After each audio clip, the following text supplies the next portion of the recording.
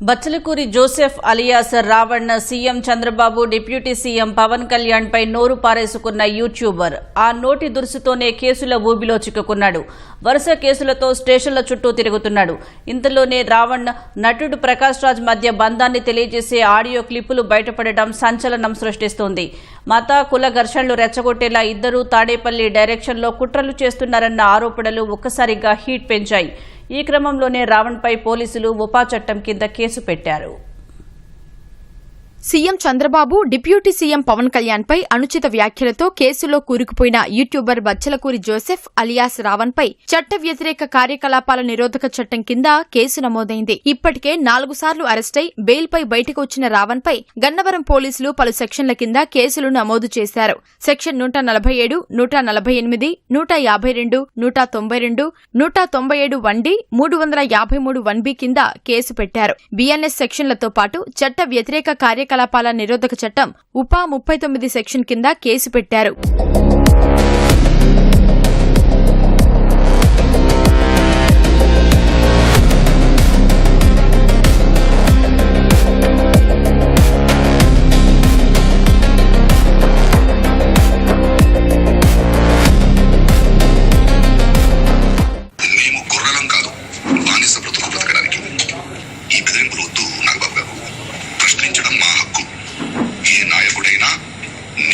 నాయకుడు అనుకున్నవాడైనా సమాధానం ఇవ్వాల్సింది బాధ్యత. అర్థమైందా? Just asking. బండి ఎక్కి పారిపోయిన వాడిని ఎందుకు అరెస్ట్ చేయట్లేదు రేవంత్ రెడ్డి గారు అని ట్వీట్ చేయొచ్చా? తెలియదు సార్. అది కొందరు అమ్ముడుపోయిన మీడియాకి అంటే అది రాంగ్ వర్డింగ్ అవుతుంది సార్. కొందరికి అమ్ముడుపోయిన అంటే కొన్ని పార్టీలకు కావచ్చు, లేకపోతే కొంతమంది మనుషులకు కావచ్చు అమ్ముడుపోయిన మీడియాకి అన్నట్టు. సో కొందరికి అమ్ముడుపోయిన మీడియాకి అని పెట్టాను సార్. ఇప్పుడు ప్రజలకి నిజం సమాధానం చెప్పబోతున్నాను. నిజం తెలుసుకోవాలన్న ప్రజలకి నిజం తెలుసుకోవాలన్న మీడియా మిత్రులకి మరియు కొందరికి అమ్ముడిపోయిన మీడియాకి కూడా ఓకే. అంటే నిజం తెలుసుకోవాలన్న మీడియా మిత్రులు కొంచెం రెస్పెక్ట్ ఇవ్వాలి. అందుకే ప్రజలకి నిజం తెలుసుకోవాలన్న మీడియా మిత్రులకి మరియు కొందరికి అమ్ముడిపోయిన మీడియాకి కూడా. సార్ అది నేను మీకు ఒక లింక్ పంపిస్తాను సార్, ఆ యూట్యూబ్ లింక్. దాని మీద జస్ట్ క్లిక్ చేస్తే డైరెక్ట్ యూట్యూబ్ లోకి వెళ్ళిపోయి జాయిన్ అనే ఒక బటన్ చూపిస్తుంది.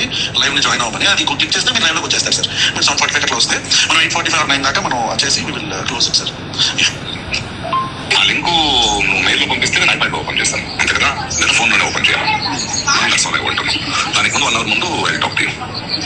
విన్నారుగా ఈ ఆడియో. జస్ట్ ఆస్కింగ్ అంటూ వివిధ అంశాలపై మాట్లాడే నటుడు ప్రకాష్ రాజ్, ప్రభుత్వంపై నోటికొచ్చినట్లు మాట్లాడే బచ్చలకూరి జోసెఫ్ అలియాస్ రావణ్ మధ్య సాగిన సంభాషణ ఇది. రావణ్ అరెస్ట్ అయినప్పటి నుంచి ప్రకాష్ రాజ్ అనేక వీడియోలు చేశారు. ఈ క్రమంలోనే రాష్ట్రంలో శాంతి భద్రతల సమస్య సృష్టించేందుకు సోషల్ మీడియా వేదికగా ప్రకాష్ రాజ్, రావణ్ ప్లాన్ చేస్తున్నారని మంత్రి కందుల దుర్గేష్ ఆరోపించారు. ప్రభుత్వంపై కుట్రలకు కుల మత విద్వేషాలు రెచ్చగొట్టేందుకు తాడేపల్లి పార్టీ డొల్ల కంపెనీలకు ఫండింగ్ ఇస్తోందన్నారు.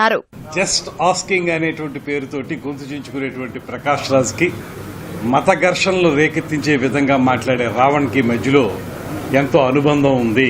ఒక మాట ప్రకాష్ రాజ్ మాట్లాడాలంటే రావణ్తో సంప్రదించటం, రావణ వ్యవహారాల్లో ప్రకాష్ రాజ్ పూర్తిగా నిమగ్నం కావటం, ఇవన్నీ కూడా నిత్యకృత్యంగా ఉన్నాయి. సోషల్ మీడియాలో జరిగేటువంటి కుట్రపూరిత డిబేట్స్ ఇద్దరూ కలిసే నిర్వహిస్తున్నారనేది కూడా తేటతెల్లమైపోయింది. దానికి సంబంధించి మా దగ్గర పక్కా ఆధారాలు ఉన్నాయి. అయితే తెర మీద మనకి ప్రకాష్ రాజ్, రావణ్ కనపడుతున్నారు కానీ వీరిద్దరు వెనక ఉండి నడిపించేటువంటి వ్యక్తులు ఎవరు? ప్రకాష్ రాజ్ గారు 2019 నుంచి 24 వరకు ఏ ప్యాలెస్ మీ గొంతుకి తాళం వేసింది?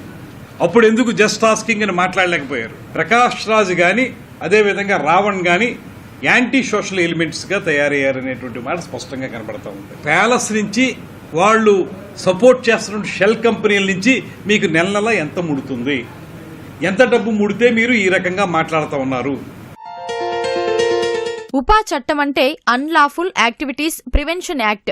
భారతదేశ సార్వభౌమత్వం, సమగ్రతకు భంగం కలిగించే శక్తులను, ఉగ్రవాద చర్యలను అణిచివేయడానికి 1967లో ఈ చట్టాన్ని తీసుకువచ్చారు. దేశ భద్రతకు ముప్పు కలిగించే ఉగ్రవాద సంస్థలు, వ్యక్తులపై ఈ చట్టం ద్వారా కఠిన చర్యలు తీసుకోవచ్చు. భారతదేశం నుంచి ఏదైనా ప్రాంతాన్ని వేరు చేయడానికి ప్రయత్నించే చర్యలను అడ్డుకోవచ్చు. సాధారణ చట్టాలతో పోలిస్తే చట్టవిరుద్ధ కార్యకలాపాల నిరోధక చట్టం కింద అరెస్టైన వారికి బెయిల్ లభించడం చాలా చాలా కష్టం. రాష్ట్ర ప్రభుత్వాన్ని అస్థిరపరిచేందుకు కుట్రలు పన్నుతున్నారని ఇంటెలిజెన్స్ వర్గాలు నిర్ధారించడం వల్లే బచ్చలకూరి జోసెఫ్ అలియాస్ రావణ్ పై ఉపా చట్టం కింద కేసు నమోదు చేశారని న్యాయ నిపుణులు ముప్పాల సుబ్బారావు చెబుతున్నారు. ఫ్రీడమ్ ఆఫ్ స్పీచ్ కింద ఇష్టానుసారం మాట్లాడడం తగదన్నారు. రావణ్ పై ఉపా చట్టం కింద ఎందుకు కేసు పెట్టారో ముప్పాళ్ల మాటల్లోనే విందాం. ఒక విధ్వంసాన్ని కలగజేయాలి, తద్వారా ప్రభుత్వాన్ని ఆబాసుపాలు చేయాలి అనే ఒక కుట్ర దాగి ఉన్నట్లుగా ఇన్వెస్టిగేషన్ ఏజెన్సీ గమనించింది.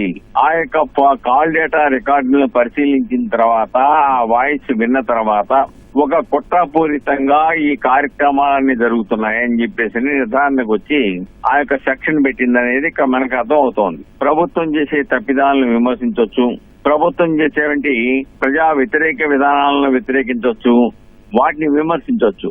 కానీ ఇక్కడ అది కాదు. ఇక్కడ ఒక కుట్రపూరితమైన ఆలోచనతో వెనకొండి ఎవరో ప్రోత్సహిస్తూ చేస్తున్నటువంటి చర్యగా స్పష్టంగా విచారణ సంస్థలకు వెల్లడైంది. ఆర్టికల్ 19(1) లో భావ వ్యక్తీకరణ స్వేచ్ఛ ఇచ్చిన ఆర్టికల్ 19 సబ్ క్లాస్ 2 లో బాధ్యతగా ఎలా వ్యవహరించాలో కూడా ఏవి ఇవ్వకూడదో కూడా ఇచ్చింది.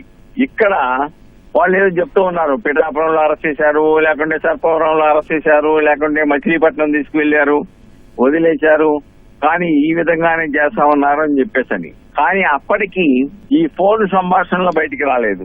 ఈ ఫోన్ సంభాషణలో చేసినటువంటి కుట్ర కోణాలు బయటికి రాలేదు.